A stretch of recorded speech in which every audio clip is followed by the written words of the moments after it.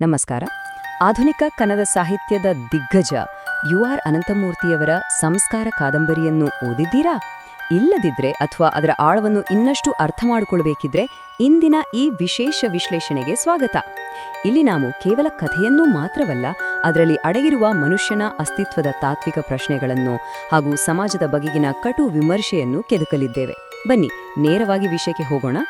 ಕಥೆ ಶುರು ಆಗೋದೇ ಒಂದು ದೊಡ್ಡ ತೀಕ್ಷ್ಣವಾದ ಪ್ರಶ್ನೆಯಿಂದ, ಯಾರು ನಾರಣಪ್ಪನ ಅಂತ್ಯ ಸಂಸ್ಕಾರ ಮಾಡ್ತಾರೆ ಅಂತ. ನೋಡೋಕೆ ಇದು ತುಂಬಾ ಸರಳವಾದ ಪ್ರಶ್ನೆ ಅನ್ಸ್ಬೋದು ಅಲ್ವಾ? ಆದ್ರೆ ಇಡೀ ಸಾಂಪ್ರದಾಯಬದ್ಧ ಹಳ್ಳಿಯನ್ನೇ ಇದು ಅಕ್ಷರಶಃ ದಿಗ್ಭ್ರಮೆಗೊಳಿಸುತ್ತೆ. ಈ ಒಂದೇ ಒಂದು ಘಟನೆ ಕಾದಂಬರಿಯ ಅತಿ ದೊಡ್ಡ ಬಿಕ್ಕಟ್ಟಿಗೆ ವೇದಿಕೆ ಸಿದ್ಧಪಡಿಸಿ ಇಡೀ ಕಥೆಯನ್ನು ತನ್ನ ಸುತ್ತಲೇ ಗಿರಿಕಿ ಹೊಡೆಯುವಂತೆ ಮಾಡುತ್ತೆ. ಅಷ್ಟಕ್ಕೂ ಈ ಸಂಸ್ಕಾರ ಅನ್ನೋ ಪದದ ಅರ್ಥವೇನು ಅಂತ ಯೋಚಿಸಿದ್ರೆ, ಇದು ಸಂಸ್ಕೃತ ಮೂಲದ ಪದ. ಇದಕ್ಕೆ ಕೇವಲ ಒಂದೇ ಅರ್ಥ ಇಲ್ಲ. ಮನುಷ್ಯನ ಬದುಕಿನ ವಿವಿಧ ಹಂತಗಳಲ್ಲಿ ಮಾಡುವ ಆಚರಣೆ, ಧಾರ್ಮಿಕ ಶುದ್ಧೀಕರಣ, ಸಾಂಸ್ಕೃತಿಕ ಪರಿಷ್ಕರಣೆ, ಹಾಗೆ ಸತ್ತ ಮನುಷ್ಯನಿಗೆ ಮಾಡುವ ಅಂತಿಮ ವಿಧಿವಿಧಾನ, ಹೀಗೆ 10 ಹಲವು ಅರ್ಥಗಳು ಇದರಲ್ಲಿದೆ. ವಿಶೇಷ ಏನಂದ್ರೆ, ಕಥೆ ಮುಂದೆ ಸಾಗಿದ ಹಾಗೆ ಈ ಪ್ರತಿಯೊಂದು ಅರ್ಥವೂ ಹೇಗೆ ಅತ್ಯಂತ ಕಠಿಣ ಪರೀಕ್ಷೆಗೆ ಒಳಪಡುತ್ತೆ ಅನ್ನೋದನ್ನ ನಾವು ಗಮನಿಸಬಹುದು. ಈ ಇಡೀ ಕಥೆ ನಡೆಯೋದೆಲ್ಲಿ ಗೊತ್ತಾ? 1930-40 ದಶಕದ ಪಶ್ಚಿಮ ಘಟ್ಟಗಳ ಮಡಿಲಲ್ಲಿರುವ ದೂರ್ವಾಸಪುರ ಅನ್ನೋ ಒಂದು ಅಗ್ರಹಾರದಲ್ಲಿ. ಇದೊಂದು ಅತ್ಯಂತ ಕಠಿಣ ಹಾಗೂ ಸಂಪ್ರದಾಯಬದ್ಧ ಬ್ರಾಹ್ಮಣ ಸಮುದಾಯ. ಇಲ್ಲಿನ ಜನರಿಗೆ ಪ್ರಾಚೀನ ನಿಯಮಗಳನ್ನ ಪಾಲಿಸೋದೇ ಬದುಕಿನ ಅಂತಿಮ ಗುರಿ. ಇಮ್ಯಾಜಿನ್ ಮಾಡಿ, ಇಂಥದೊಂದು ಬಿಗಿ ವಾತಾವರಣದಲ್ಲಿ ಮುಂದಿನ ಘಟನೆಗಳು ನಡೀತವೆ. ಈ ಕಥೆಯ ಅತ್ಯಂತ ಮುಖ್ಯವಾದ ಹೂರಣ ಇರೋದೇ ಇಬ್ಬರು ಸಂಪೂರ್ಣ ಭಿನ್ನ ವ್ಯಕ್ತಿತ್ವಗಳ ನಡುವಿನ ಸೈದ್ಧಾಂತಿಕ ಸಂಘರ್ಷದಲ್ಲಿ. ಒಂದು ಕಡೆ ಸಂಪ್ರದಾಯಗಳನ್ನೆಲ್ಲ ಗಾಳಿಗೆ ತೂರಿ ತನ್ನಿಚ್ಛೆಯಂತೆ ಬದುಕುವ ಬಂಡಾಯಗಾರ ನಾರಣಪ್ಪ, ಇನ್ನೊಂದು ಕಡೆ ವೇದಾಂತ ಶಿರೋಮಣಿ ಅಂತಲೇ ಹೆಸರು ಮಾಡಿರುವ ಅತ್ಯಂತ ನಿಷ್ಠಾವಂತ ಸಂಪ್ರದಾಯವಾದಿ ತಪಸ್ವಿ ಅಂತಿರೋ ಪ್ರಾಣೇಶಾಚಾರ್ಯರು. ಈ ಇಬ್ಬರ ನಡುವಿನ ವೈರುಧ್ಯನೇ ಇಡೀ ಕಥೆಯ ಆಧಾರಸ್ತಂಭ. ನಾರಣಪ್ಪನ ಬಂಡಾಯ ಎಷ್ಟರ ಮಟ್ಟಿಗೆ ಇತ್ತು ಅಂದ್ರೆ, ಆತ ಬ್ರಾಹ್ಮಣ್ಯದ ಪ್ರತಿಯೊಂದು ನಿಯಮವನ್ನು ಮುರಿದಿದ್ದ. ಮಾಂಸಾಹಾರ ತಿನ್ನೋದು, ಮದ್ಯಪಾನ ಮಾಡೋದು, ಕೆಳಜಾತಿಯ ಮಹಿಳೆ ಚಂದ್ರಿಯ ಜೊತೆ ಜೀವಿಸೋದು, ಅಷ್ಟೇ ಅಲ್ಲ, ಪವಿತ್ರ ಸಾಲಿಗ್ರಾಮವನ್ನು ನದಿಗೆ ಎಸೆಯೋದು, ಮತ್ತೆ ಇಸ್ಲಾಂ ಧರ್ಮಕ್ಕೆ ಮತಾಂತರವಾಗ್ತೀನಿ ಅಂತ ಬೆದರಿಸೋದು. ಒಟ್ಟಿನಲ್ಲಿ ಆತ ಸಂಪ್ರದಾಯವಾದಿ ಸಮುದಾಯವನ್ನು ಪದೇ ಪದೇ ಕೆಣಕುತ್ತಲೇ ಇದ್ದ. ಆದರೆ ಕಥೆಯಲ್ಲಿ ದೊಡ್ಡ ತಿರುವು ಬರೋದು ಯಾವಾಗ ಅಂದ್ರೆ, ವಿಪರೀತ ಜ್ವರದಿಂದ ನಾರಾಯಣಪ್ಪ ದಿಢೀರನೆ ಸತ್ತಾಗ. ಆತನ ಈ ಸಾವು ಅಗ್ರಹಾರದ ಪಾಲಿಗೆ ಅಕ್ಷರಶಃ ಒಂದು ದೊಡ್ಡ ಧಾರ್ಮಿಕ ಹಾಗೂ ಪ್ರಾಯೋಗಿಕ ಬಿಕ್ಕಟ್ಟಾಗಿ ಪರಿಣಮಿಸುತ್ತೆ. ಬದುಕಿದ್ದಾಗ ಕಾಡಿದ್ದ ನಾರಾಯಣಪ್ಪ ಸತ್ತ ಮೇಲೂ ಆತನ ಶವವನ್ನು ಯಾರು ಸುಡಬೇಕು ಅನ್ನೋ ಬಗೆಹರಿಯದ ಒಗಟಾಗಿ ನಿಲ್ಲುತ್ತಾನೆ. ಈ ಬಿಕ್ಕಟ್ಟು ಎಷ್ಟು ತೀವ್ರವಾಗಿತ್ತು ಅಂದ್ರೆ, ಬ್ರಾಹ್ಮಣರ ನಿಯಮಗಳ ಪ್ರಕಾರ ಶವ ಸಂಸ್ಕಾರ ಮುಗಿಯುವವರೆಗೆ ಊರಿನಲ್ಲಿ ಯಾರೂ ಊಟ ಮಾಡೋದಿಲ್ಲ. ಆದ್ರೆ ಧರ್ಮಭ್ರಷ್ಟನಾಗಿದ್ದ ನಾರಾಯಣಪ್ಪನ ಶವ ಮುಟ್ಟಿದ್ರೆ ಎಲ್ಲಿ ತಮ್ಮ ಜಾತಿಯ ಪಾವಿತ್ರತೆ ಹಾಳಾಗುತ್ತೋ ಅನ್ನೋ ದೊಡ್ಡ ಭಯ. ಹಾಗಾಗಿ ಇಡೀ ಸಮುದಾಯ ಉಪವಾಸ ಕೂರುತ್ತೆ. ಆದ್ರೆ ಅಂತ್ಯಕ್ರಿಯೆ ಮಾಡಲು ಮಾತ್ರ ಯಾರೊಬ್ರು ಮುಂದೆ ಬರೋದಿಲ್ಲ. ತಾವು ಮಾಡಿಕೊಂಡ ಸಂಪ್ರದಾಯದ ನಿಯಮಗಳೇ ಅವರನ್ನು ಹೇಗೆ ಸಂಕಷ್ಟಕ್ಕೆ ಸಿಲುಕಿಸ್ಬಿಟ್ಟು ನೋಡಿದ್ರ. ಈ ಇಕ್ಕಟ್ಟಿನ ಪರಿಸ್ಥಿತಿಯಲ್ಲಿ ಇಡೀ ಊರಿನ ಜನ ತಮ್ಮ ನಾಯಕರಾದ ಪ್ರಾಣೇಶಾಚಾರ್ಯರ ಮೊರೆ ಹೋಗ್ತಾರೆ. ಆಚಾರ್ಯರು ಹೇಗಾದರೂ ಮಾಡಿ ಪರಿಹಾರ ಹುಡುಕಲೇಬೇಕು ಅಂತ ಧರ್ಮಶಾಸ್ತ್ರಗಳು, ಪುರಾಣಗಳು, ಪ್ರಾಚೀನ ಗ್ರಂಥಗಳನ್ನೆಲ್ಲ ಜಾಲಾಡ್ತಾರೆ. ಆದ್ರೆ ವಿಪರ್ಯಾಸ ಅಂದ್ರೆ, ಈ ವಿಶಿಷ್ಟವಾದ ಅಭೂತಪೂರ್ವ ಬಿಕ್ಕಟ್ಟಿಗೆ ಯಾವುದೇ ಗ್ರಂಥದಲ್ಲೂ ಅವರಿಗೆ ಸಣ್ಣ ಪರಿಹಾರ ಕೂಡ ಸಿಗೋದೇ ಇಲ್ಲ. ಘಟನೆಗಳು ಹೇಗೆ ಒಂದರ ಹಿಂದೊಂದು ನಡೆಯುತ್ತೆ ಅಂತ ಗಮನಿಸಿದ್ರೆ ಇದರ ತೀವ್ರತೆ ನಮಗೆ ಅರ್ಥ ಆಗುತ್ತೆ. ಮೊದಲು ನಾರಣಪ್ಪನ ಸಾವು, ಆಮೇಲೆ ಬ್ರಾಹ್ಮಣರ ಉಪವಾಸ, ಗ್ರಂಥಗಳಲ್ಲಿ ಸಿಗದ ಪರಿಹಾರ. ಹೀಗೆ ಸಮಯ ಕಳೆದಂತೆಲ್ಲ ಶವ ಕೊಳೆಯಲು ಶುರುವಾಗುತ್ತೆ. ಈ ಕೊಳೆಯುತ್ತಿರುವ ಶವ ಅಗ್ರಹಾರದ ಜನರ ನೈತಿಕತೆಯ ಕೊಳೆಯುವಿಕೆಯನ್ನೇ ಸಾಂಕೇತಿಕವಾಗಿ ಪ್ರತಿನಿಧಿಸುತ್ತೆ. ಶವದ ದುರ್ವಾಸನೆ ಹೆಚ್ಚಾದಂತೆ ಊರಿನಲ್ಲಿ ಭೀಕರವಾದ ಪ್ಲೇಗ್ ಮಾರಿ ಹರಡಲು ಶುರುವಾಗುತ್ತೆ. ಊರಿನ ಗಂಡಸರೆಲ್ಲ ಶಾಸ್ತ್ರ ಪುರಾಣಗಳಲ್ಲಿ ಮುಳುಗಿದ್ದಾಗ ನಾರಣಪ್ಪನ ಸಂಗಾತಿಯಾಗಿದ್ದ ಕೆಳಜಾತಿಯ ಚಂದ್ರಿ ಮಾತ್ರ ಅತ್ಯಂತ ಪ್ರಾಯೋಗಿಕವಾಗಿ ಯೋಚಿಸ್ತಾಳೆ. ಅಂತ್ಯಕ್ರಿಯೆಯ ಖರ್ಚಿಗಾಗಿ ಆಕೆ ಯಾವುದೇ ಹಿಂದೇಟು ಹಾಕದೆ ತನ್ನ ಮೈಮೇಲಿನ ಚಿನ್ನದ ಒಡವೆಗಳನ್ನೇ ತೆಗೆದುಕೊಡ್ತಾಳೆ.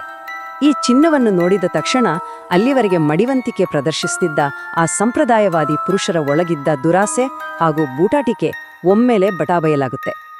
ಎಲ್ಲ ದಾರಿ ಮುಚ್ಚಿದಾಗ ಪ್ರಾಣೇಶಾಚಾರ್ಯರು ಕೊನೆಗೆ ದೇವರೇ ದಾರಿದೀಪವಾಗಲಿ ಅಂತ ಮಾರುತಿ ದೇವಸ್ಥಾನಕ್ಕೆ ಹೋಗಿ ಬೇಡಿಕೊಳ್ತಾರೆ.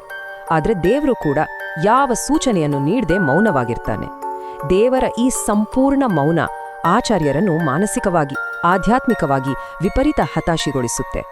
ಇದು ಅವರ ಆಂತರಿಕ ಪತನದ ಮೊದಲ ಹೆಜ್ಜೆ ಅಂತಲೇ ಹೇಳಬಹುದು. ಮಧ್ಯರಾತ್ರಿ ದೇವಸ್ಥಾನದಿಂದ ಹತಾಶರಾಗಿ ಕಾಡಿನ ದಾರಿಯಲ್ಲಿ ಹಿಂದಿರುಗುವಾಗ ಆಚಾರ್ಯರಿಗೆ ಚಂದ್ರಿ ಎದುರಾಗ್ತಾಳೆ.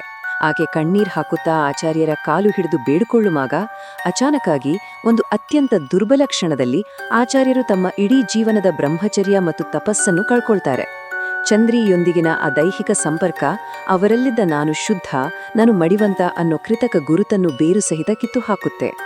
ಆಚಾರ್ಯರ ಮನಸ್ಸಿನಲ್ಲಿ ಆಗುವ ಈ ಹಠಾತ್ ಬದಲಾವಣೆಯನ್ನು ನಾವು ಪ್ರಮುಖವಾಗಿ 3 ಹಂತಗಳಲ್ಲಿ ಅರ್ಥೈಸಿಕೊಳ್ಳಬಹುದು. ಮೊದಲನೆಯದು ತಮ್ಮಲ್ಲಿದ್ದ ಕಾಲ್ಪನಿಕ ಪಾವಿತ್ರತೆಯ ನಷ್ಟ. ಎರಡನೆಯದು ದಶಕಗಳಿಂದ ಕಟ್ಟುನಿಟ್ಟಾಗಿ ಒತ್ತಿಟ್ಟಿದ್ದ ಮಾನವ ಸಹಜ ಆಸೆಗಳ ಸ್ಫೋಟ. ಮತ್ತು ಮೂರನೆಯದು ತಮ್ಮೊಳಗಿನ ನೈಜ ಬೆತ್ತಲೆ ಮನುಷ್ಯತ್ವದ ಜೊತೆಗಿನ ಮುಖಾಮುಖಿ. ಈ ಘಟನೆ ಅವರಲ್ಲಿ ಮರಳಿ ಬಾರದಂಥ ಅತಿದೊಡ್ಡ ಮಾನಸಿಕ ರೂಪಾಂತರವನ್ನು ತರುತ್ತೆ. ಮತ್ತೊಂದೆಡೆ ಏನಾಗುತ್ತೆ ಗೊತ್ತಾ? ಕೊಳೆಯುತ್ತಿರುವ ಶವವನ್ನು ನೋಡಿ ಬೇಸತ್ತ ಚಂದ್ರಿ ಈ ಧಾರ್ಮಿಕ ಚೌಕಟ್ಟಿನಿಂದ ಸಂಪೂರ್ಣವಾಗಿ ಹೊರಬಂದು ತಾನೇ ದಿಟ್ಟ ನಿರ್ಧಾರ ತೆಗೆದುಕೊಳ್ಳುತ್ತಾಳೆ. ತನ್ನ ಮುಸ್ಲಿಂ ಸ್ನೇಹಿತ ಅಹ್ಮದ್ ಬಾರಿಯ ಸಹಾಯದಿಂದ ಯಾರಿಗೂ ತಿಳಿಯದಂತೆ ನಾರಣಪ್ಪನ ಶವ ಸಂಸ್ಕಾರವನ್ನು ಮುಗಿಸಿ ಸದ್ದಿಲ್ಲದೆ ಕುಂದಾಪುರಕ್ಕೆ ಹೊರಟುಬಿಡುತ್ತಾಳೆ. ಅಂದ್ರೆ ಇಡೀ ಅಗ್ರಹಾರವೇ ನಡಿಗಿ ಹೋಗಿದ್ದ ಬಿಕ್ಕಟ್ಟನ್ನು ಅಂತಿಮವಾಗಿ ಬಗೆಹೊರಿಸೋದು ಇದೇ ಚಂದ್ರಿ.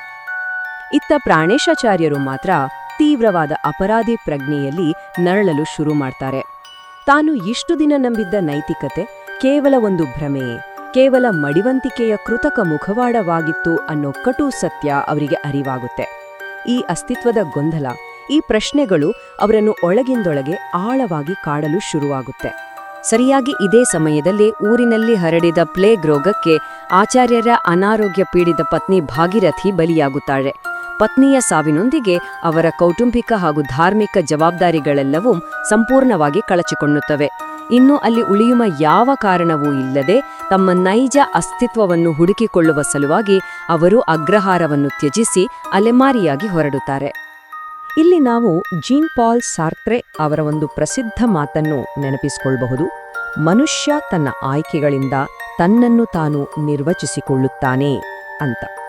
ಆಚಾರ್ಯರ ಈ ಮುಂದಿನ ಪ್ರಯಾಣವು ಇದೇ ಅಸ್ತಿತ್ವವಾದವನ್ನು ಅಂದ್ರೆ ಎಕ್ಸಿಸ್ಟೆನ್ಷಿಯಲಿಸಂ ಅನ್ನು ಪ್ರತಿಬಿಂಬಿಸುತ್ತೆ. ನಿಜವಾದ ನೈತಿಕತೆ ಅಂದ್ರೆ ಕೇವಲ ಕುರುಡಾಗಿ ಯಾವುದೋ ಸಂಪ್ರದಾಯವನ್ನು ಪಾಲಿಸೋದಲ್ಲ, ಬದಲಾಗಿ ನಮ್ಮ ವೈಯಕ್ತಿಕ ಆಯ್ಕೆಗಳು ಮತ್ತು ಅದರ ಹೊಣೆಗಾರಿಕೆಯನ್ನು ನಾವೇ ತೆಗೆದುಕೊಳ್ಳೋದು ಅನ್ನೋದನ್ನ ಇದು ಸ್ಪಷ್ಟಪಡಿಸುತ್ತೆ. ಹೀಗೆ ದಿಕ್ಕಿಲ್ಲದೆ ಊರೂರು ಅಲಿಯುವಾಗ ಆಚಾರ್ಯರಿಗೆ ಪುಟ್ಟ ಅನ್ನೋ ಒಬ್ಬ ಸಾಮಾನ್ಯ ಬಾಯ್ಬಡುಕ ಹಳ್ಳಿಗನ ಪರಿಚಯ ಆಗತ್ತೆ. ಈ ಪುಟ್ಟ ಅವ್ರನ್ನ ಒಂದು ಸ್ಥಳೀಯ ಜಾತ್ರೆಗೆ ಕರೆದುಕೊಂಡು ಹೋಗ್ತಾನೆ. ಅಲ್ಲಿನ ಗದ್ದಲ, ಜೀವಂತಿಕೆ, ಅಲ್ಲಿನ ಅವ್ಯವಸ್ಥೆ ಇವೆಲ್ಲದರ ನಡುವೆ ಆಚಾರ್ಯರು ಸಿಲುಕಿಕೊಳ್ತಾನೆ. ಸಾಮಾನ್ಯ ಬದುಕಿನ ಈ ನೈಜ ದರ್ಶನ ಅವರಲ್ಲಿದ್ದ ಕೊನೆಯ ಅಲ್ಪ ಸ್ವಲ್ಪ ಬ್ರಾಹ್ಮಣಿಕೆಯ ಅಹಂಕಾರವನ್ನು ಸಂಪೂರ್ಣವಾಗಿ ಕಳಚಿ ಹಾಕತ್ತೆ. ಈ ಹಂತದಲ್ಲಿ ನಾವು ಆಚಾರ್ಯರಲ್ಲಿ ಆಗಿರುವ ಒಂದು ಸ್ಪಷ್ಟ ಬೃಹತ್ ಬದಲಾವಣೆಯನ್ನು ಕಾಣಬಹುದು. ಕಟ್ಟುನಿಟ್ಟಾದ ಗ್ರಂಥಗಳಿಗೆ ಕಟ್ಟುಬಿದ್ದು ತನ್ನೆಲ್ಲ ಆಸೆಗಳನ್ನು ಹತ್ತಿಕೊಂಡಿದ್ದ ಒಬ್ಬ ವೇದಾಂತ ಶಿರೋಮಣಿ ಈಗ ತನ್ನ ಮಾನವ ಸಹಜ ದೋಷಗಳನ್ನೇ ಒಪ್ಪಿಕೊಂಡಿದ್ದಾನೆ. ಗೊಂದಲಮಯವಾದರೂ ಪರವಾಗಿಲ್ಲ, ಸ್ವತಂತ್ರವಾದ ಒಬ್ಬ ಆಧುನಿಕ ಮನುಷ್ಯನಾಗಿ ಆತ ಬದಲಾಗಿದ್ದಾನೆ. ಇದೊಂದು ರೀತಿಯಲ್ಲಿ ಅಸ್ಥಿರ ಸಂಪ್ರದಾಯವಾದದಿಂದ ನೈಜ ಆಧುನಿಕತೆಯ ಕಡೆಗಿನ ಪಯಣ. ಕಾದಂಬರಿಯ ಅಂತ್ಯದ ಬಗ್ಗೆ ಹೇಳಲೇಬೇಕು. ಇದು ಅತ್ಯಂತ ಕುತೂಹಲಕಾರಿಯಾಗಿದೆ. ಅಲೆಮಾರಿಯಾಗಿದ್ದ ಪ್ರಾಣೇಶಾಚಾರ್ಯರು ವಾಪಸ್ ತಮ್ಮ ಊರಿಗೆ ಮರಳಲು ನಿರ್ಧರಿಸ್ತಾರೆ. ಆದರೆ ಕಥೆ ಇಲ್ಲಿಗೆ ದಿಢೀರನೆ ನಿಂತುಬಿಡುತ್ತೆ. ಅನಂತಮೂರ್ತಿಯವರು ನಮಗೆ ಯಾವುದೇ ಸ್ಪಷ್ಟವಾದ ಮುಕ್ತಾಯವನ್ನು ಕೊಡೋದೇ ಇಲ್ಲ. ಸಂಪೂರ್ಣವಾಗಿ ಬದಲಾದ ಆಚಾರ್ಯರು ತಮ್ಮ ಹಳೆಯ ಗುರುತು ಮತ್ತು ಅನಿಶ್ಚಿತ ಹೊಸ ಬದುಕಿನ ಹೊಸ್ತಿಲಲ್ಲಿ ನಿಂತಿರುವಾಗ ಈ ವಿಶಿಷ್ಟ ಕಥೆ ಕೊನೆಗೊಳ್ಳುತ್ತೆ. ಒಟ್ಟಾರೆಯಾಗಿ ನಾವು ಇಷ್ಟೊತ್ತು ಚರ್ಚಿಸಿದ ಈ ಸಂಸ್ಕಾರ ಕಾದಂಬರಿಯ ಪ್ರಮುಖ ಅಂಶಗಳನ್ನ ಕ್ರೋಢೀಕರಿಸುವುದಾದ್ರೆ, ಆತ್ಮಸಾಕ್ಷಿ ಇಲ್ಲದ ಕೇವಲ ಆಚರಣೆಗಳ ವೈಫಲ್ಯ, ಜಾತಿ ವ್ಯವಸ್ಥೆಯ ಬೂಟಾಟಿಕೆಯ ಕಟು ವಿಮರ್ಶೆ ಹಾಗೂ ನೈಜ ಅರಿವಿನತ್ತ ಸಾಗುವ ಮನುಷ್ಯನ ನೋವಿನ ಪ್ರಯಾಣ. ಕೇವಲ ಒಂದು ಹಳ್ಳಿಯ ಒಂದು ಸಣ್ಣ ಬಿಕ್ಕಟ್ಟನ್ನು ಬಳಸಿಕೊಂಡು ಇಡೀ ಮಾನವ ಕುಲದ ನೈತಿಕ ಜವಾಬ್ದಾರಿಗಳನ್ನ ಈ ಕೃತಿ ಎಳೆಯಾಗಿ ಬಿಚ್ಚಿಡುತ್ತೆ. ಮುಕ್ತಾಯಗೊಳಿಸುವ ಮುನ್ನ ನಿಮ್ಮನ್ನ ಕಾಡುವಂತಹ ಒಂದು ಆಳವಾದ ಪ್ರಶ್ನೆ: ನಿಜವಾದ ಧರ್ಮವು ಎಲ್ಲಿದೆ? ಅದು ಪ್ರಾಚೀನ ನಿಯಮಗಳಲ್ಲಿದೆಯೋ ಅಥವಾ ಮನುಷ್ಯನ ಆಯ್ಕೆಗಳಲ್ಲಿದೆಯೋ? ಈ ತಾತ್ವಿಕ ಪ್ರಶ್ನೆಯ ಬಗ್ಗೆ ನೀವು ಯೋಚಿಸಿ. ಇಂದಿನ ಈ ಸಂಸ್ಕಾರ ಕೃತಿಯ ವಿಶ್ಲೇಷಣೆ ನಿಮಗೆ ಇಷ್ಟವಾಗಿದ್ದರೆ ದಯವಿಟ್ಟು ವಿಶ್ಲೇಷಣೆಯನ್ನು ಲೈಕ್ ಮಾಡಿ, ನಿಮ್ಮ ಸ್ನೇಹಿತರೊಂದಿಗೆ ಶೇರ್ ಮಾಡಿ, ನಿಮ್ಮ ಅನಿಸಿಕೆಗಳನ್ನು ಕಾಮೆಂಟ್ ಮಾಡಿ ಮತ್ತು ಇಂತಹ ಮತ್ತಷ್ಟು ಆಸಕ್ತಿದಾಯಕ ಮಾಹಿತಿಗಾಗಿ ನಮ್ಮ ಚಾನೆಲ್ಗೆ ಸಬ್ಸ್ಕ್ರೈಬ್ ಆಗಲು ಖಂಡಿತ ಮರೆಯದಿರಿ. ಧನ್ಯವಾದಗಳು.